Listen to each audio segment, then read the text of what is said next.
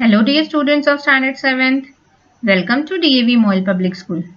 I am your English teacher Jagruti Mishram. Let's begin our today's online session of English. Dear students, today we will continue with the same topic from your practice book, Reading for Understanding. Let us read the following passage and answer the following questions that follow. Shy sea monster. The octopus is a deep-sea monster that most people love to fear. It has always received bad press. Generations of children have grown up reading books with covers showing a ship in its monstrous embrace. Stories of how it wraps its imprisoning tentacles around hapless sailors are legend. Few cares that the stories are untrue. However, for the record, the octopus is an invertebrate of a retiring nature. Octopi are characterized by having 8 arms. The arms bear 2 rows of suckers each. Octopi have powers of regeneration and a lost arm can regrow in time. They have good sight but are almost deaf. The sense of touch is their most important tool for exploring their world. A blindfolded octopus can differentiate between objects of various shapes and sizes just as well as a normal octopus. Octopi have well-developed brains. They have both long-term and short-term memories. They can learn to solve problems by a trial and error method and apparently remember the experience to solve similar problems in the future. Octopi can claim to be blue-blooded, quite literally, as their blood contains hemocyanin, a bluish copper-containing pigment.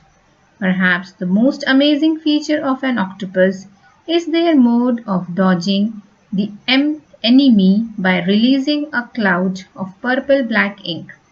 The ink does not hurt anyone. All it does is to provide a temporary smoke screen that hides the octopus from the eyes of its enemies. This shy animal prefers to blend with its surrounding and can hide itself by changing its skin color. Observers claim that the drab brown octopus can turn white or even red. Another species, it seems, can glow a beautiful blue too. When threatened, it can also use jet propulsion to quickly evacuate the area. It does so by shooting out a jet of water that propels it rapidly in the opposite direction.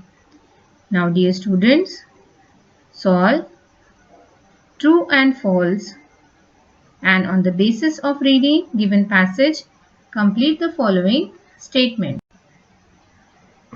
Dear students, here is the remaining exercise of the passage which we have read. Let us move towards the next passage. Read the following passage and answer the questions that follow. Kegling anyone. You send the ball rumbling down the lane. It smacks, the 10-pin strikes. Bowling is a very good physical exercise and a lot of fun.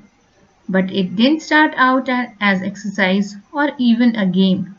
Instead, indoor bowling began as a religious ceremony. Around 300 AD, monks in German monasteries wanted people to attend church, so they invented a special ceremony using everyday items. Men at that time carried large bottle-shaped clubs for protection. In German, this club was called a kegel. When a man entered the church, he stood his kegel at the far end of a long hall. His kegel, the monks told him, represented the devil. A man had to roll a round rock along the hallway and knock the devil down. If he succeeded, the man was free of sin. But if he missed, the man would have to try harder. Soon this ceremony moved beyond the monastery walls. As some people played, extra kegels were added to make the game harder. By 500 AD, the game had lost most of its religious meaning. Players bowled wherever they could in long hallways of private homes, in meeting halls, even in schools. But no one played the same game. Playing distances, ball weights, and the number of kegels varied from place to place. Finally, in 1500, Martin Luther, a famous religious leader, and a group of other bowling enthusiasts made some rules. However, with time, the game changed a lot. Wooden bowling balls with holes drilled in them were introduced in 1900. A weight limit of 7.5 kg was introduced and hard rubber balls were manufactured after 4 years. 1960 saw balls made of plastic and urethane.